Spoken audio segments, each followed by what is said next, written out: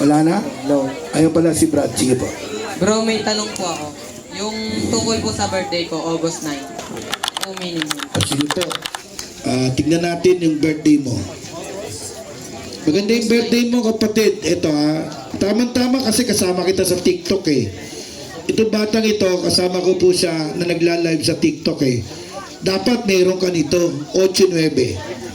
Pawang malilinaw sa kanya na nakakaunawa at matuwid sa kanila na nakasusumpong ng kaalaman. Alam mo, pagkakaiba ng Church of God Bible Forum, nakita niyo yung pastor na kalaban ko kagabi? Nag-aral ng Bible School. No? Ang ganda ng presentation. Pero sa dami ng kanyang presentation, hindi niya naunawaan ang kanyang binabasa. Amen po ba? Amen! Iba kasi yung binigyan ng Diyos ng unawa. Ganun ka din, brother, sa birthday mo. Kaya tinitraining na kita, di ba, sa TikTok? Kailangan, sa pangangaral natin at sa pagtuturo ng aral ng Diyos, kukunin mo ang karunungan. Pero higit sa lahat, kukunin mo ang unawa. Palakpakan natin. Basa tayo. 4:7 ng Kawikaan. Karunungan ay pinakapangulong bagay. Oo. Kaya't kunin mo ang karunungan. Oo. Sa lahat mong kukunin, ay kunin mo ang unawa. Wala bang palakpak sa mga taga-soldiers, Alabang at Poblacion?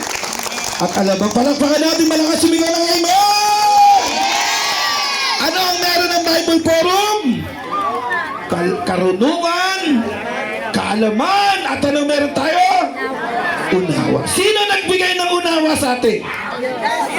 Yung bang Bible School?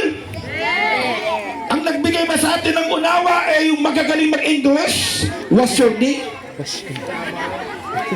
Ha? Sabi, you don't know how to what's your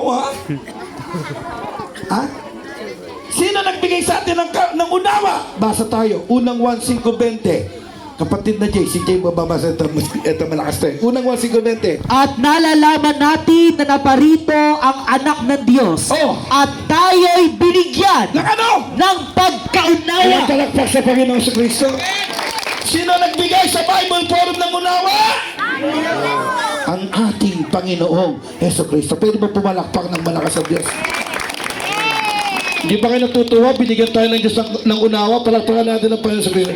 Kaya ikaw, brada, sa TikTok at sa pag-ababasa mo ng Biblia, lagi kang mananalangin na makasumpong ka ng karunungan, kaalaman, at higit sa lahat ay bigyan ka ng Diyos ng kaunawa. Amen? Kaya last tayo, last bro.